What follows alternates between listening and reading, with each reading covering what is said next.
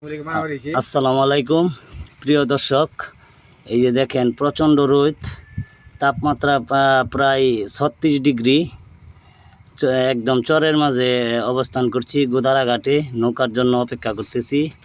এই যে ব্রহ্মপুত্র নদী, ব্রহ্মপুত্র নদীর গোদারা ঘাটে বসে আছি। চরের মধ্যে যে এক মুরব্বী চাচা, উনিও এই এলাকার স্থানীয় মনে হয়, ওনার সাথে কথা বলতেছি। প্রায় চরে প্রায় 1 কিলো জায়গায় হেঁটে আসছি। প্রচণ্ড গরম লাগতেছে, কিন্তু মানে প্রচণ্ড গরম। এখন এই যে গোদারার অপেক্ষায় আছি, আল্লাহ জানে কখন আসে গোদারা। এই যে দেখেন, এটা কিন্তু ব্রহ্মপুত্র নদী। প্রচণ্ড রোদ। এই যে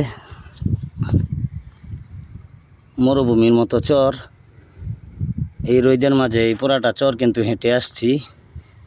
ভীষণ দুর্বল লাগছে শরীর, এবং খুব খারাপ লাগতেছে আমার, অত্যাধিক গরম। চাচার বাড়ি কি এইখানে নাকি? আপনি রোদের মাঝে এনে কি করতেছেন? কি কেমন লাগতেছে? গরম কেমন লাগতেছে? খুব বেশি গোসল দিলাম। গাঙ্গ গোসল করছেন? কুমুর টুমুর নাই গাঙ্গ? আচ্ছা, যাই হোক দর্শক, তাহলে রাখি। না না, শেখ হাসিনার পার্টি করে না। ওই তো চাচা, এটা কি কোনচাউনি কি কইছেন?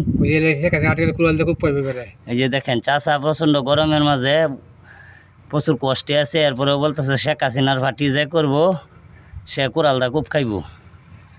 আমি এত খেপা গেলি কাকা শেখ হাসিনার? বাংলাদেশে 50 বছর তলে ফেলছি। ও, শেখ হাসিনা 50 বছর তলে ফেলছে, মারিয়ালছে টাইট, সর্বনাশ।